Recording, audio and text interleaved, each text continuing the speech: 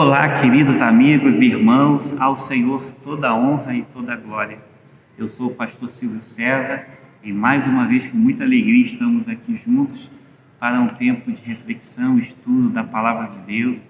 Estamos estudando a lição do primeiro trimestre da revista Palavra e Vida, da nossa amada Convenção Batista Fluminense, e desta feita estudando as lições do Pentateuco para os nossos dias. Hoje, nós iremos refletir sobre uma das histórias mais extraordinárias da Bíblia, a libertação do povo de Israel da escravidão do Egito. Nós estudaremos que a poderosa mão do Senhor, a qual agiu em favor da libertação desse povo, ainda hoje não está encolhida para trazer libertação a todo aquele que invocar o seu poderoso nome. Portanto, o propósito dessa lição é nós fazermos um paralelo do grande poder de Deus, da mão forte do Senhor, do braço forte do Senhor que agiu libertando Israel do seu povo, como também esse braço forte do Senhor, o seu grande poder extraordinário, continua sendo manifestado também em nossas vidas. Antes de entrarmos no primeiro tópico, essa lição está no livro de Êxodo, o segundo livro da Bíblia, basicamente no capítulo 7, do versículo 7 ao 22, e depois lá no capítulo 14, do versículo 15 ao 30, vai se dar toda a história, o preâmbulo e a própria abertura do Mar Vermelho, toda a saga de Moisés até chegar a esse momento. Então, abra sua Bíblia em Êxodo, capítulo 7, de 7 a 22 e 14, de 15 a 30, e você vai acompanhar toda a história. O primeiro ponto da lição fala sobre a terrível realidade da escravidão e a salvação do Senhor. Nós precisamos entender que para haver uma libertação é necessário antes haver uma escravidão, não é verdade? E o povo de fato estava escravizado pelo Egito por 400 anos. Então houve uma realidade terrível de escravidão, de submissão do povo de Israel para com o Egito, para que a salvação do Senhor pudesse acontecer. Então os anos seguiam e os israelitas amargavam um cativeiro terrível de 400 anos lá no Egito. E a gente fica pensando como poderia ter sido esses 400 anos, né? Com certeza de muita humilhação. Um ponto nós não podemos deixar de ressaltar entre a terrível realidade da escravidão é que o povo em todo tempo clamava e orava. Quando nós lemos lá em Êxodo capítulo 2, do versículo 23 ao 25, nós vamos ter a exata dimensão dessa realidade pelo próprio clamor do povo, quando a palavra do Senhor diz assim: e aconteceu ao passar do tempo que o rei do Egito morreu, e os filhos de Israel suspiraram por causa da servidão, e eles clamaram, e seu grito subiu a Deus por causa da servidão, e Deus ouviu os seus gemidos, e Deus lembrou-se do seu pacto com Abraão, com Isaque e com Jacó, e Deus olhou para os filhos de Israel, e Deus atentou para eles. Então, após 400 anos de sofrimento, é que Deus atentou para a oração e para o clamor. Até lá, muitas gerações passaram e foram tempos duros, difíceis e de humilhação. O que também não podemos deixar de lembrar é que esse cativeiro não foi aleatório. O próprio Senhor profetizou a Abraão, quando a gente pode ler lá na narrativa, já lemos em Gênesis capítulo 15, do versículo 12 a 16, que esse cativeiro também já estava pré-anunciado pelo Senhor. Então, assim, nada foge ao controle do Senhor. Tanto o cativeiro quanto a libertação já era plano do Senhor. Então, na libertação do povo de Israel, nós podemos observar, em primeiro lugar, a grandeza extraordinária e sobrenatural do Senhor.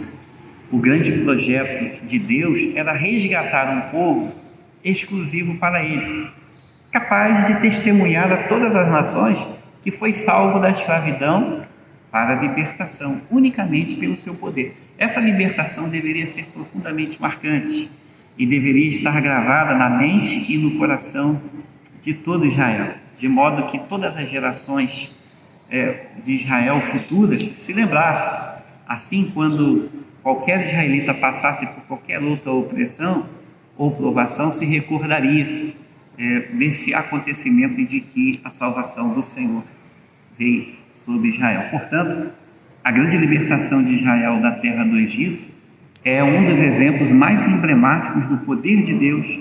Com efeito, o Senhor efetuou extraordinários sinais e maravilhas diante de um faraó de coração endurecido e cauterizado. Esses sinais são conhecidos como as 10 pragas, ou os 10 sinais do poder de Deus, para subjugar o coração de Faraó e libertar o povo de Deus. E é exatamente sobre as 10 pragas que nós vamos ver no próximo tópico. Passamos então a observar no tópico 2 sobre as 10 pragas do Egito como uma grande demonstração do braço forte do Senhor. Êxodo capítulo 12, versículo 12, nos dá a dimensão disso, quando a palavra do Senhor diz assim: porque eu passarei por toda a terra do Egito nesta noite e ferirei todos os primogênitos na terra do Egito, tanto o homem como o do animal, e contra todos os deuses do Egito executarei o juízo. Eu sou o Senhor. As 10 pragas lançadas no Egito possuíam muitos significados. Através delas, o Senhor estava sinalizando ao povo de Israel o seu cuidado e o seu zelo, e ao mesmo tempo o seu juízo e furor sobre os deuses das nações ímpias, tais como o Egito. As pragas lançadas sobre o Egito, portanto, tinham um duplo significado. O primeiro era mostrar a Israel quem era o seu Deus, o Deus da aliança com os seus antepassados, os israelitas, o qual estava os livrando. Por sua vez, o povo de Israel deveria dedicar-se exclusivamente ao Senhor e servi-lo para sempre. E o segundo significado, e talvez o mais conhecido, era punir os egípcios por sua idolatria. Com as pragas, Deus mostra que seu objetivo era trazer arrependimento para os egípcios, mesmo sabendo que o tal não aconteceria. Os juízos e punições de Deus visam sempre o arrependimento do pecador. Ainda hoje podemos ver pessoas sofrendo por conta do pecado. Contudo, mesmo assim, parecem ser incapazes de arrependimento. Antes, ao contrário, blasfemam ainda mais contra o Senhor e contra os seus servos. As lições que podemos extrair a partir da narrativa das pragas que Deus lançou sobre o Egito não estão distantes, inclusive, dos nossos dias. Outro importante significado sobre as pragas, as quais foram lançadas no Egito, tinha como objetivo subjugar os deuses daqueles e mostrar que há um só Deus e que os deuses criados pelos homens, nem mesmo o próprio faraó tinham poder algum. As 10 pragas eram, portanto, profecias de julgamento sobre o Egito, conforme podemos ver no capítulo 9 de Êxodo, no seu versículo 14, a palavra do Senhor diz assim: porque desta vez enviarei todas as minhas pragas sobre o seu coração e sobre os seus servos e sobre o teu povo, para que saibais que não há ninguém como eu em toda a terra. E a ordem das 10 pragas foi a seguinte: a primeira praga foi a água transformar-se em sangue, a segunda foi a praga das rãs, a terceira, piolhos, a quarta, as moscas, a quinta, a peste nos animais, a sexta, as úlceras, a sétima, a chuva de pedras, a oitava, os gafanhotos, a nona, a trevas, e a 10ª, a morte dos primogênitos. Sobre isso, é bom lembrarmos também que dentro dessa praga, a última praga dos primogênitos, foi instituída também a instituição da Páscoa, que na verdade é uma maravilhosa simbologia da nossa redenção. A palavra Páscoa tem raiz hebraica e significa passar por cima ou passagem, numa clara alusão ao fato de que O anjo do Senhor passou por cima das casas marcadas com sangue. Esse fato extraordinário mostrou aos israelitas que o nosso Deus poupou Israel da morte. Por conseguinte, a Páscoa marca o nascimento da nação de Israel e também sua libertação do Egito. A Páscoa também apresenta uma maravilhosa tipificação da nossa redenção, uma vez que nesse evento retrata Jesus Cristo e sua morte na cruz. A Páscoa ilustra a morte de Cristo por nós. As experiências de Israel em sua jornada do Egito até Canaã é o retrato do plano de Deus em nossa vida cristã peregrinante e, por fim, triunfante. Cristo, a nossa Páscoa, nos garantiu redenção, liberdade e vitória, conforme 1 Coríntios, capítulo 5, versículo 7. No terceiro tópico, vamos falar sobre o êxodo de Israel, que é a travessia pelo Mar Vermelho e a destruição iminente final dos egípcios. A travessia do Mar Vermelho é dramática e ao mesmo tempo emocionante. A Bíblia Sagrada nos mostra que mesmo depois de todos os sinais e reveses, o povo egípcio sofreu.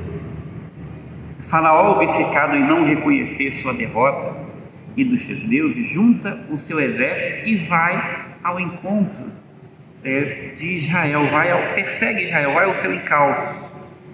Por sua vez, direcionado por Deus, Moisés conduz Israel em direção à terra prometida. Entretanto, no caminho depara-se com o Mar Vermelho. Que grande teste de fé! Por detrás do povo, Faraó e todo o seu exército, e pela frente, um grande mar. Qualquer pessoa poderia supor que Israel estivesse sem saída e completamente derrotado diante dos egípcios. Todavia, foi aí que o Senhor realizou o maior sinal de todos até então, e isso tornou o milagre da libertação de Israel ainda mais extraordinário, porque Deus abriu o caminho no mar e toda a nação atravessou o Mar Vermelho sobre terra seca. Todavia, o mesmo mar que foi salvação para Israel tornou-se condenação para o Egito, pois Deus usou as águas para afogá-lo e separar definitivamente Israel dele. Assim como a Páscoa retrata a morte de Cristo, podemos dizer que a travessia do Mar Vermelho ilustra a sua ressurreição. Também representa uma das maiores manifestações do poder de Deus no Antigo Testamento. A Páscoa é a redenção por meio de sangue, e a travessia do mar representa a redenção por meio do poder.